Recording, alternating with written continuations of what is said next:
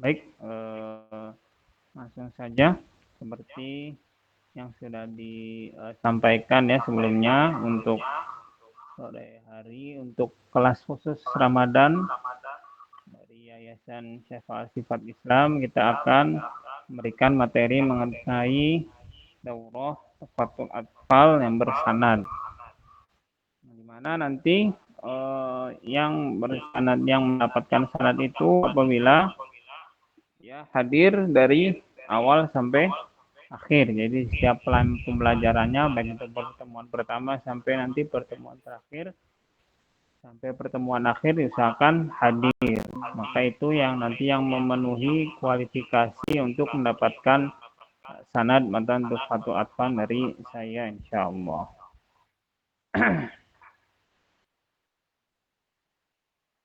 Dari mana kitab Tuhfatul Atfal ini ya ditulis oleh Al-Imam Syekh Zamzuri ya, yang lumayan terkenal di dalam ilmu Al-Quran dan qiraat. Langsung saja kita mulai dari bait yang pertama atau di awal. Nah, biasanya di awal ini An-Nadhim mengawali syair ini dengan mengucapkan basmalah. Itu artinya beliau menyusun bait-bait syair ini dengan mengharap keberkahan atau memohon pertolongan kepada Allah Subhanahu wa taala dengan basmalah.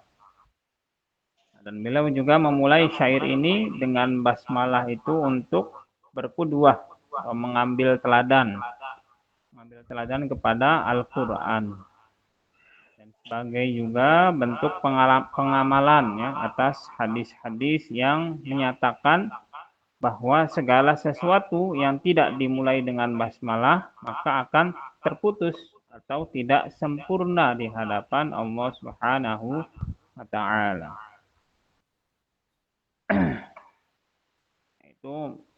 Itulah kenapa nazim atau penulis matan ini dia mengawali kitabnya dengan bacaan basmalah. Kita langsung masuk ke bait yang pertama. Itu yaqulu raji rahmatil ghafuri dauman Sulaimanu wal Jamzuri. Yang artinya yaqulu akan berkata seorang yang mengharap rahmat dari Sang Maha Pengampun selalu, itu yang bernama Sulaiman bin Husain bin Muhammad al-Jamzuri. Itu secara terjemahnya, yang dimana Jamzur ini adalah nama tempat kelahiran beliau. Jadi sebuah kampung ya di kota di Mesir, negara Mesir, di dekatnya itu. Nah, itu beliau dilahirkan di bulan Rabiul Awal sekitar tahun 1160 Hijriah. Nah, lalu di sini Nadim mengatakan dalam syairnya yaqulu, yaitu akan berkata. Nah, ini kalau di ilmu nahwu ya disebutnya fi'il mudhari, bukan fi'il madhi. Nah, sehingga tujuannya untuk apa? Jadi seolah-olah beliau sedang berusaha memberikan peringatan itu dan juga mencuri perhatian dari para pembaca atau pendengar. Jadi secara maknanya seperti wahai para pembaca dan pendengar, perhatikanlah, simaklah, karena akan ada seseorang yang berkata. Jadi kalau ada seorang yang mau berkata kan kita otomatis langsung tercuri perhatiannya. Kita pengen menyimaknya, memperhatikannya. Nah, itulah mengapa An-Nadhim memakai kata yaqulu di sini. Memakai fi'il mudhari bukan fi'il madhi.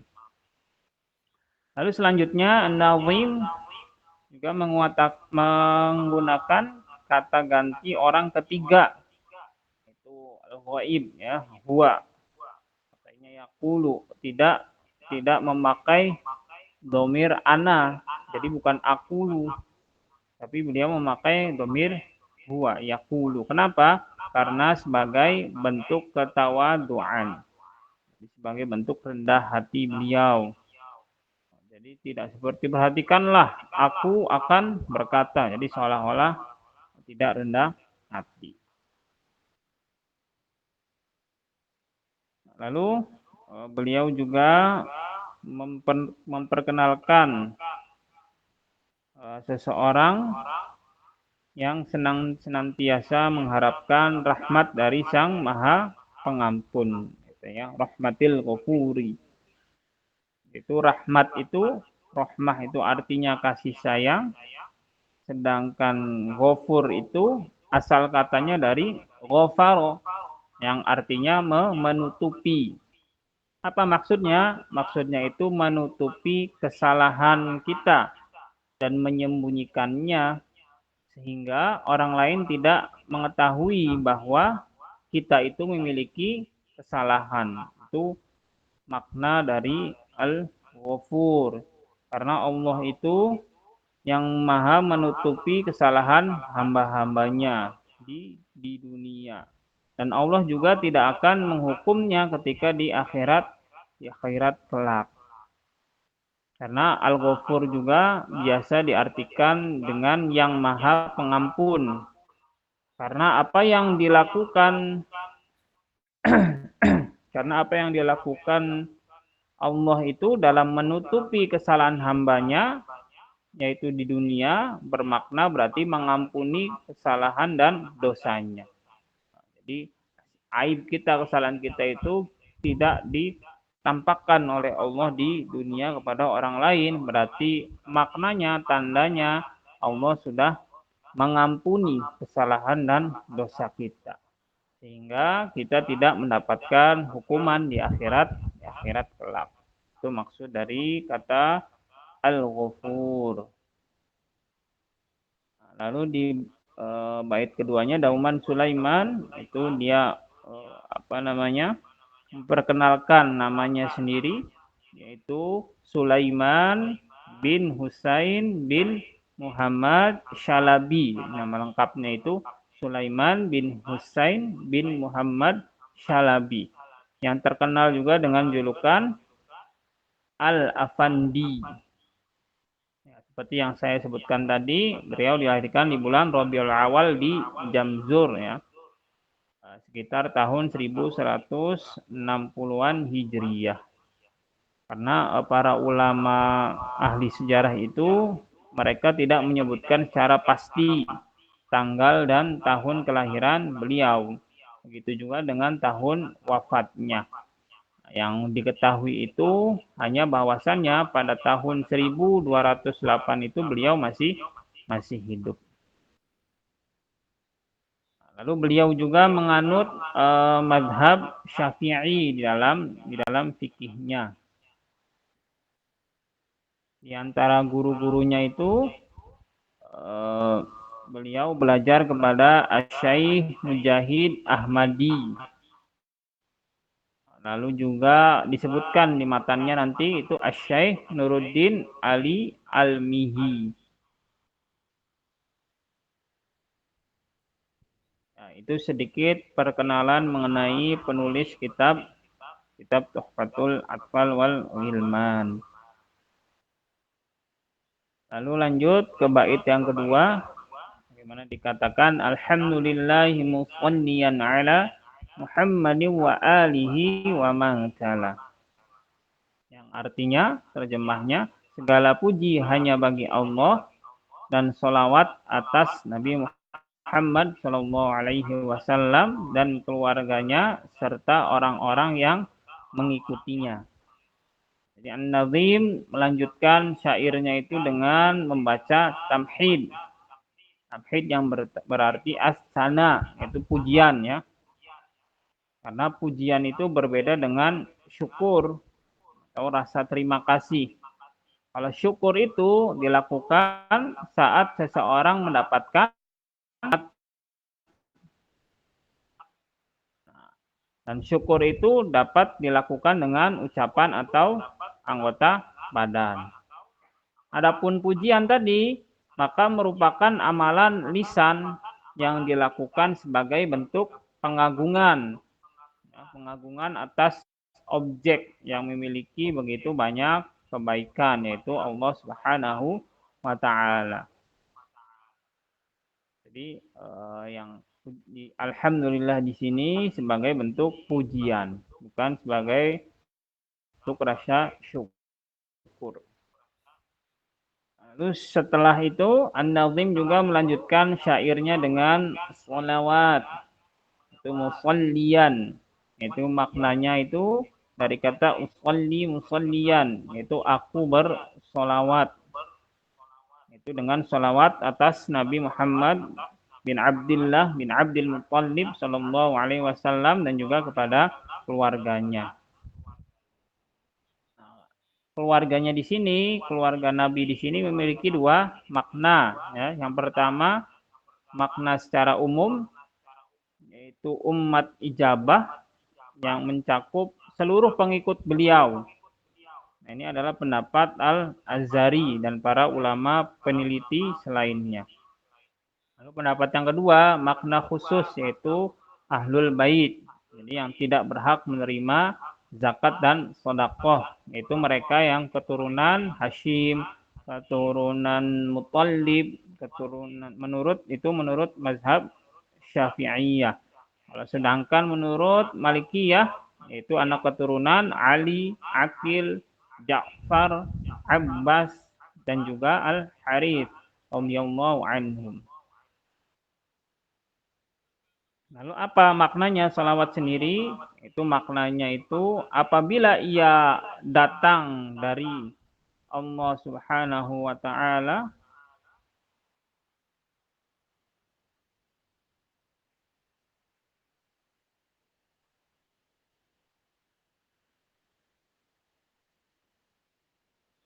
apabila dia datang dari Allah Subhanahu wa Ta'ala, artinya adalah rahmat dan maghfirah. Apabila dia datang dari malaikat, maka artinya adalah istighfar, itu meminta ampun. Dan bila datang dari manusia yang bersolawat, maka artinya adalah doa. Itu berbeda-beda artinya menurut siapa yang bersolawatnya.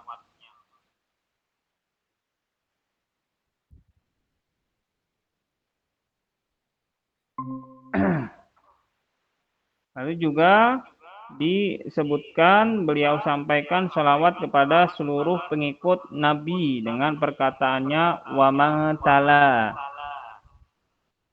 Itu maksudnya orang-orang yang mengikuti Nabi Muhammad Shallallahu Alaihi Wasallam, dan semoga kita juga termasuk di dalamnya. Amin ya rabbal alamin.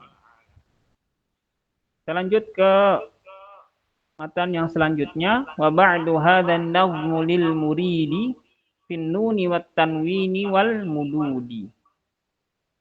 Di mana yang artinya, jadi dan selanjutnya nazim syair ini adalah hadiah bagi orang yang menginginkan pembahasan mengenai hukum nun, tanwin dan mad beserta beberapa hukum-hukum tajwid lain yang terjadi akibat tarkib, ya, dari susunannya. Itu secara terjemahnya. Jadi an-nazim di sini setelah mengucapkan wa ba'du, yaitu yang bermakna ba'du ini pemisah, ya, pemisah antara kalimat pembuka dan kalimat isi. Jadi tadi yang bait 1 sama bait 2 itu dia pembukanya. Nah, mulai dari bait 3 ini kita sudah mulai ke kalimat isinya. Itu wa ba'du di sini sebagai pemisahnya. An-Nazim melanjutkan bahwa kitab ini, syair ini diperuntukkan untuk kepada para penuntut ilmu, al-muridi. Ya, di sini al-muridi secara bahasa adalah artinya orang yang menginginkan sesuatu. Muridi. Nah, maksudnya yaitu orang-orang yang menginginkan ilmu. Jadi kalau kita menginginkan ilmu, maka kitab ini sangat bagus untuk kita.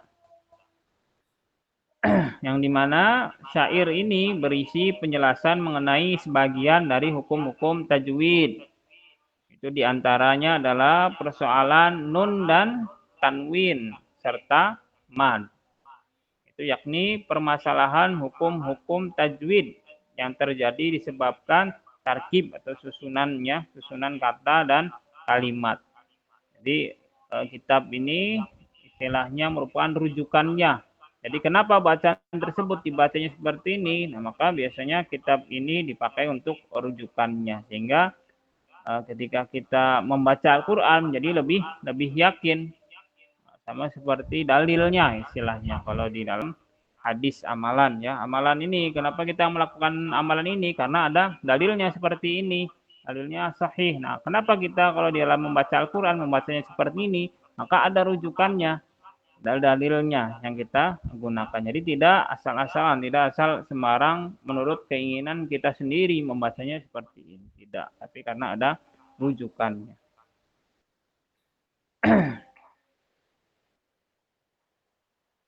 Nah, lalu di matan ini berarti tadi menjelaskan tentang nun, tanwin, dan mad. Jadi maksudnya perubahan bunyi atau suara suatu huruf karena hubungannya. Jadi bukan secara khusus dia di kitab ini mempelajari seperti makharijul huruf atau sifatul huruf. Kalau itu kan satu huruf. Tapi ini antar keterkaitan huruf dengan huruf yang lainnya.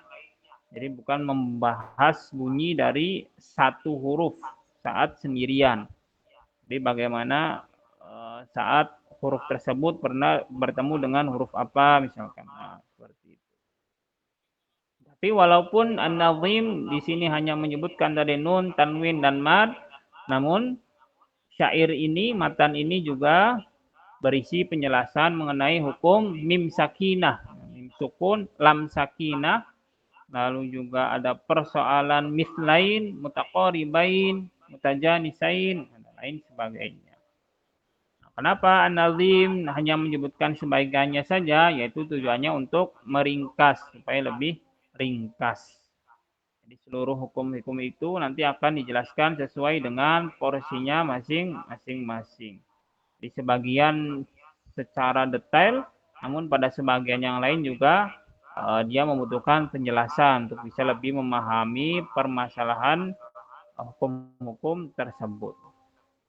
Nah, itu penjelasan di bait yang ketiga. Kita masuk ke bait yang selanjutnya, bait yang keempat. Samaituhu bituhfatil atfali an syaikhinal mihi dil kamali. Atau di sini juga ada perbedaan.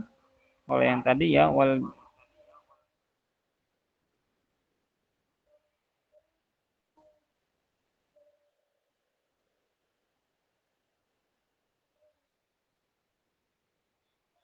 ini yang tanda-tanda ini 1, 2 itu ya ada perbedaan teksnya saja ya. Ini penjelasan-penjelasannya ada di bawahnya itu untuk matanya sendiri sudah saya kirim di grup, nanti tinggal bisa baca-baca sendiri. Kalau bisa lebih bagus dihafalkan juga lebih bagus. Samaituhu bituhfatil atfali an syaikhinal mihi dil kamali. Itu yang artinya aku menamainya, samaituhu, saya menamainya dengan nama Tuhfatul Atfal, yaitu yang artinya hadiah bagi anak-anak. Jadi sebenarnya hadiah ini, kitab ini itu untuk anak-anak, atau bisa kita sebut juga untuk pemula. Jadi untuk yang paling awal belajar cara membaca Al-Quran, nah itu yang paling dasar itu sebaiknya menggunakan kitab ini. Ini kitab ini yang paling untuk pemula bagi anak-anak. Jadi kita itu kalau mempelajari ini berarti kita masih levelnya masih level anak-anak.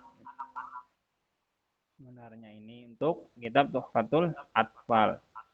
Yaitu Syaikhina Mihi, dari guru kami yang luas ilmunya, itu lagi mulia juga perangainya, yaitu yang namanya Syekh Nuruddin Al-Mihi. Jadi disebutkan di sini nama guru Syekh Al-Zamzuri, yaitu Syekh Nuruddin Al-Mihi. yang dimana tadi An-Nadhim menamai kitab ini dengan Tuhfatul Atfal. Jadi kalau secara lengkap namanya itu Tuhfatul Atfal wal Ghilman fit Tajwidil Quran, wal Ghilman untuk anak-anak ya. Atau di naskah yang lain juga disebutkan Tuhfatul Atfal wal Ghilman fi Ilmit Tajwid.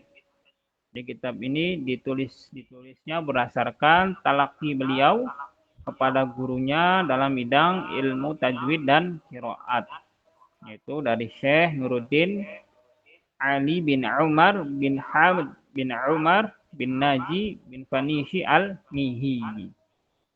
Jadi si An-Nazim itu menggambarkan sosok gurunya sebagai orang yang memiliki kesempurnaan, jadi memuji-muji gurunya. Jadi maksudnya adalah memiliki kelebihan, baik itu dari segi fisik, ilmu, sifat, akhlaknya, baik dalam berada di keramaian ataupun sendirian. Ini istilah menyanjung gurunya, Syekh Jamzuri di matan ini. Kita lanjut ke yang kelima, itu arju bihi an yanfa'a qullaba wal ajra wal qabula was thawaba. Yang artinya aku mengharap dengan adanya kitab ini memberikan manfaat bagi para pelajar. Dan aku berharap balasan atau al-ajr dari Allah Subhanahu wa taala ini diterima sebagai amal soleh oleh Allah Subhanahu wa taala dan mendapatkan pahala sawab dari Allah Subhanahu wa taala. Sawab. Kata at-tullabu di sini merupakan bentuk jamak ya, jamak dari kata talibu. At-talib itu yang artinya pelajar. Juga bisa merupakan bentuk jamak dari kata qallabu, yakni bentuk mubalaghahnya yang artinya itu pelajar yang sungguh-sungguh. Jadi dan benar-benar menginginkan ilmu. Jadi kalau di ilmu balaghah namanya at-tallabu. Itu artinya pelajar yang bersungguh-sungguh dan benar-benar menginginkan ilmu. Mereka inilah yang dimaksud dari lafaz al-murid tadi, orang yang menginginkan ilmu tadi pada bait sebelumnya. Karena pelajar ini terdiri atas beberapa kategori ya. Jadi ada pelajar pemula atau biasa disebut juga dengan mubtadi, lalu pertengahan, mutawassit, dan tinggi, jadi muntahi. Kalau pelajar mubtadi itu mereka yang belum mampu menggambarkan dan menyelesaikan masalah secara utuh. Kalau yang mutawassit itu mereka sudah menggapai sebagian ilmu yang dengannya bisa menjadi petunjuk untuk menggapai ilmu yang lainnya. Adapun pelajar yang muntahi itu mereka yang sudah bisa menggambarkan dan menyelesaikan masalah secara utuh. Kita lanjut di sini wal ajro itu artinya ganjaran ya, ajr itu pemberian dari Allah yang diberikan kepada hambanya setelah hambanya melakukan suatu amal, itu disebutnya ajr ya, ganjaran. Jadi kita melakukan sesuatu baru Allah membalasnya. Sedangkan as-sawab, pahala adalah pemberian dari Allah kepada hambanya tanpa menunggu hambanya melakukan amalan terlebih dahulu. Jadi dia memberikan pahala kepada siapapun yang dia kehendaki. Itu perbedaan ajr dan sawab. Nah, semoga Allah memberikan apa yang dia harapkan juga ya kepada kita semua, insyaallah, amin. Ya, itu pembahasan mengenai muqaddimahnya ya, kita baru masuk ke muqaddimahnya tadi. Itu 5 bait. Jadi karena ini masih pembukaan ya. Nanti di pertemuan selanjutnya kita baru masuk ke bab utamanya, itu bab nun sakinah dan tanwin insyaallah. Karena masih mengawali ya, kita sampaikan yang muqaddimahnya saja terlebih dahulu. Nanti baru kita masuk ke ahkamun nun sakinati wat tanwin, yaitu hukum-hukum nun, sukun dan tanwin insyaallah. Ya, baik, paling untuk pembelajaran pada hari ini kita cukupkan saja ya. Nanti kalau ada yang mau ditanyakan bisa juga ditanyakan melalui Japri saja ya, chat saja. Jadi kita juga persiapan, supaya ada persiapan juga untuk berbuka puasa ya.